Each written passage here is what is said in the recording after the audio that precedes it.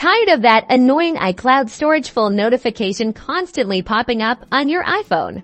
Today, I'm going to show you the easy and convenient way to upgrade your iCloud storage using an Apple gift card. Let's dive right in. First, unlock your iPhone and tap on the Settings app icon. It's usually a gray gear icon.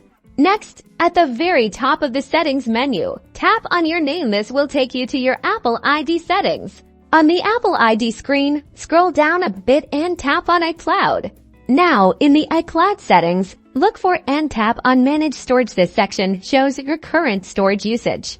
Then tap on Change Storage Plan. Here, you'll see your current plan and available upgrade options. Choose the storage plan that best suits your needs. By tapping on it, you'll see the monthly price displayed.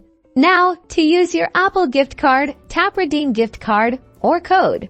You can either manually enter the code or use your iPhone's camera to scan the gift card. Position the gift card within the frame and let your iPhone automatically scan the code. Once the code is redeemed, you'll see a confirmation message, and then just follow the on-screen instructions to confirm your iCloud storage upgrade. After the redemption and confirmation, go back to the iCloud storage settings. You should see the updated storage amount.